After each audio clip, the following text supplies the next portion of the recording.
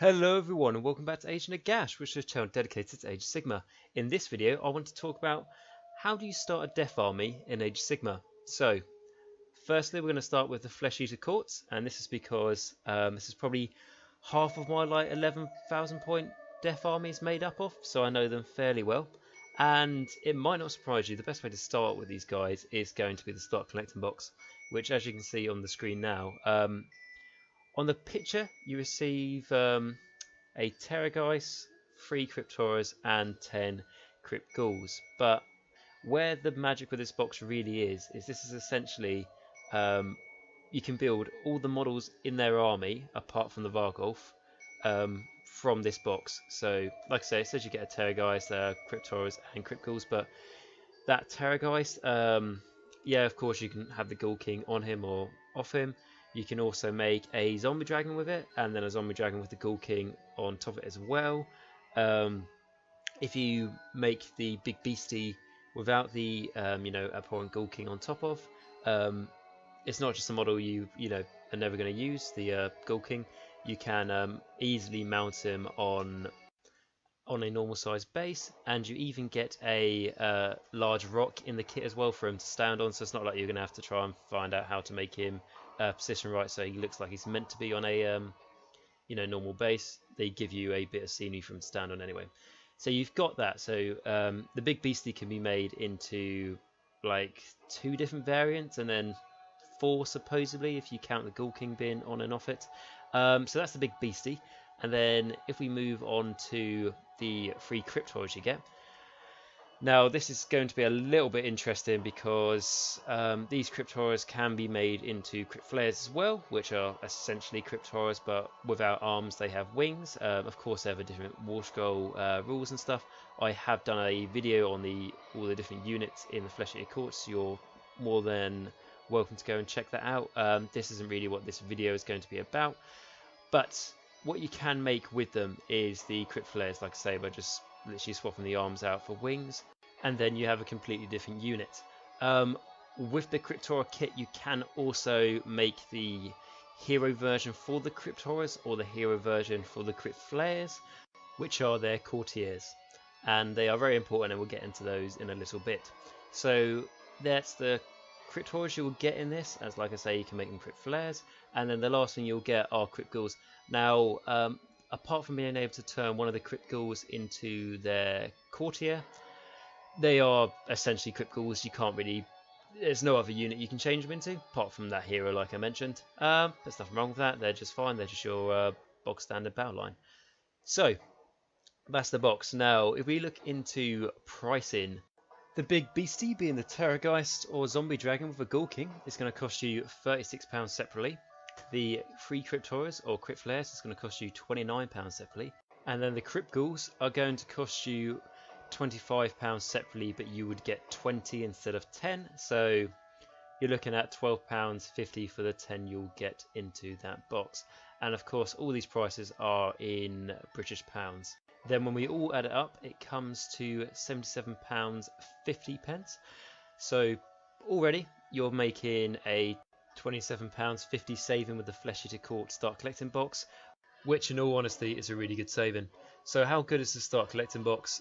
Out of all of them out there, it's probably one of the best ones in my opinion, just because with Flesh Eater Courts there's like that little bit of an ongoing joke saying the whole army you can like literally buy in 3 boxes. Well, in this Start Collecting box you can literally buy the whole army in 1 box, but of course you'll need to buy this box multiple times to get an army out of it.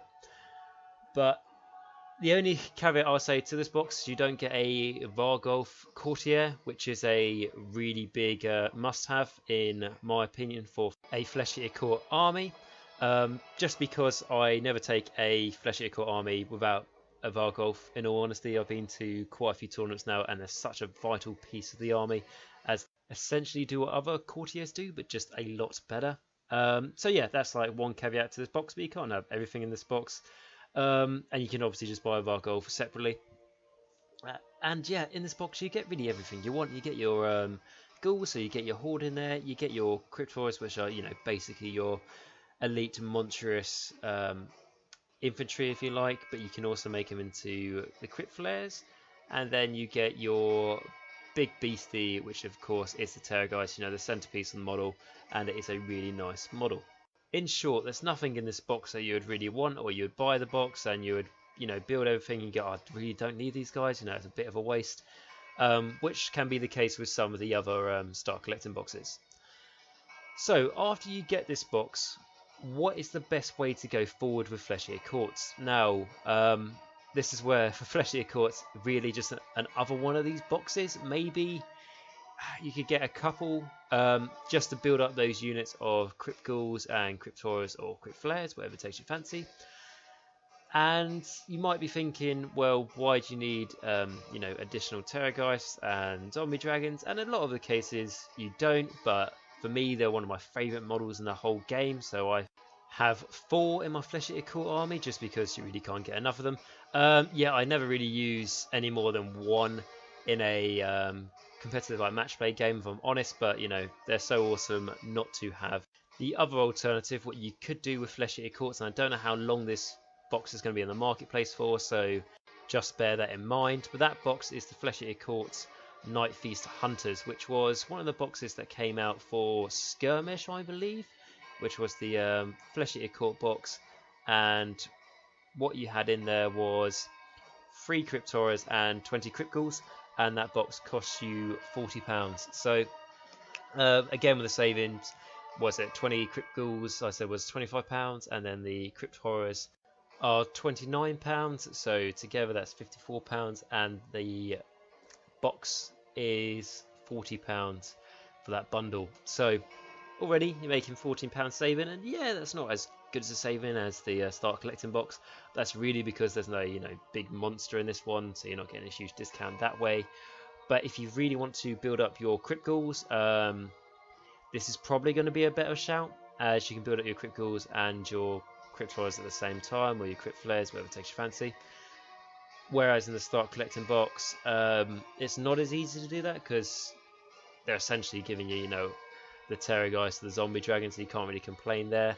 And someone I know said to me the Night Feast Hunters box, so the one with the Crypt Ghouls and the Crypt Horrors, is better than the Fleshier Court start collecting box, just because there's only so many, you know, Zombie Dragons and Terrorgeists you need, and that is why I currently have 4, and probably going to get a few more as well just to prove him wrong.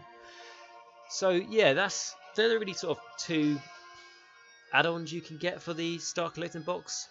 It is really up to you, so it might sound boring just basically getting the same start collecting box several times, but that really is, in my own opinion, the best way to build up the army, as yeah, you only get 10 ghouls in each box, so that's you might think, well, it's going to take you, you know, ages to build up your Crypt Ghouls, which is absolutely true, but for me personally, I much prefer having a heavy Crypt Horror or Crypt Flare army, as my Fleshier Court army has 21 Crypt Flares in it. It currently has 12 Crypt Horrors in it as well, and I think I only have about 50 or 60 ghouls, and I never really use that many, just because everyone goes on about hordes in this game, but I really think you can get by without them as long as you can deal with them and have something to be able to back you up just for numbers, even if it's like, you know, 5 direwolves or whatever. So essentially what I do with my Fleshier Courts, how I started was I would get the start collecting box, as that's definitely the best way to go, as I've already mentioned, and then you want a Vargolf as well after that.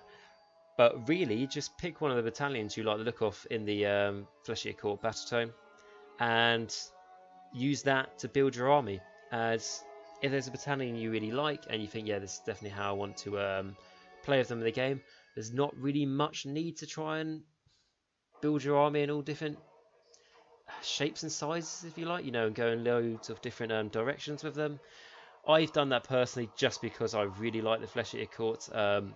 I really like their lore, you know, their narrative, I really like their game style, and I really like their aesthetic. Their lore, you know, first of all, the whole sort of mentally insane psychopaths that think they're heroic knights is, for me, it's really good. It's really tongue-in-cheek comedy, but for me, it's just the right level, and it really sells it to me. And again, like the narrative, you're wondering if you're if that's how you play, don't play match play, but you play narrative play. The start collecting box really does have it there. It has your the lowest of your army, which is your crypt ghouls, which are your heroic men at arms. It has your crypt horrors, which are your knights, or your crypt flares, which are your Pegasus knights, and then it has your king on his hippogriff, which is your abhorrent ghoul king on the terrorgeist or zombie dragon. So, like I say, the best way to do this army is to buy the start collecting box and then really go for a battalion that you think you're going to enjoy the game style. And of course, even if that battalion doesn't even have a Varghulf in it, trust me, get a Varghulf, maybe get a couple of them. In my list I run 2, just because they do what fleshy other courtiers can do, they do it better. And as we're talking about courtiers, I'll talk about the sort of underlining pain in the arse issue with the army, and that is that the courtiers, apart from the Varghulf, are made from their unit kits. So what I mean by this is the Crypt Haunter Courtier, for example, for the Crypt Horrors, is made from the Crypt Horrors kit. Now, that might not sound like a big problem at the start, but what that means, if you buy a box of 3 Crypt Horrors, and you want to turn one of them into a the hero version, the Courtier, that means you're going to be left with 2 Crypt Horrors, and 2 Crypt Horrors cannot form a legal unit in match play. So that means that you're going to have to buy another box of Crypt Horrors, which is free, and add them to the 2 you've already got. So now you've got a unit of 5 Crypt Horrors, which is legal in match play, but you've only got 5, and points wise you'll be paying for 6. Now this is exactly the same problem with Crypt Flares as well. So how I got around this solution, apart from just buying an incredible amount of boxes of them, so eventually the numbers add up right, was I literally just bought a extra Crypt Horror of my mate. I went on eBay, where you'll get some people selling the odd 1 or 2 separately, which can really help to get around this problem. And then, like I said, the Varghulf is a lot better courtier than the other 2. It's more expensive in points, but all round I think it's a lot better. So you might be thinking, well, why do I need to bother with this complicated system to get the other courtiers if you're telling me the Varghulf is better? Now, the other courtiers for me, as I say, I don't really run a lot of Crypt Ghouls. I run my Crypt Horrors, or in particular my Crypt Flares, as my battle line. Now, in order to do that, you need to have their courtier version. So let's say the Crypt Flares, for example, the Infernal Courtier. He needs to be your general in order to make your Crypt Flares battle line. So that means that you need to have one of them in your army, obviously. Now, to have one of them in the army, again, you need to take one out of a, unit of 3, to turn that into a courtier when you're building them. And then, again, it's the same problem. You're left with 2, and then you have to try and source one from somewhere else. So that is the only underlying problem I would have with the army, if I'm being honest, because, like I say, I really love the army, and I hope you guys collect it, just because I think it's that much fun. And it's a fairly forgiving army, particularly if you're new to Age of Sigmar, because as anyone who's played with the army or has fought it will tell you, all their models come back all the time, and magic can be really annoying on the other side of the table, but tough luck, because that's not me. And yeah, so you've got that. The only caveat with that is it's very much a measuring army. You've always got to measure to make sure things are in range, and you could say that with any army, but in particular with Flesh Eater Courts, because yes, loads of their models can come back, even like the Crypt Horrors and the Crypt Infernal Courtiers, which are full wound models, which are basically ogres. So bringing them back does sound quite overpowered, but you've got to make sure that your heroes, in particular your courtiers, are in range to bring them back, because if you do not, if they're out just about half an inch or whatever, that's really going to mess up your not just your game plan, but the rest of your game as well, because that's a whole phase with that unit, or a whole battle round even with that unit, is not going to regenerate any models. And if they can't regenerate models, Flesh Eater Court units only have a, well, if you take the Crypt Horrors and Crypt Flares, for example, they only have a 5-up save, whilst the Crypt Ghouls have a 6-up save, so they haven't got the best saves, basically, especially with the changes to Mystic Shield in the new edition. So they really rely on that regeneration mechanic of you know, bringing back new models.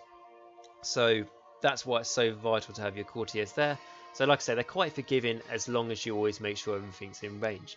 And for me, it's an army I really enjoy painting as well. That was my first army I started doing, like conversions and all that sort of thing. And yeah, that's pretty much it. So yeah, I just thought I'd do a video on how I would start a Flesh Eater Court army. And to be honest, how I started my Flesh Eater Court army was with that big Flesh Eater Court box that came out when they got like a new army release. And unfortunately, I can't see that on the market anymore. You might be able to get it on eBay, or some independent shops might have it, but I can't see it in my Games Workshop, and my manager can't source another one for me. So unfortunately, that's no longer an option.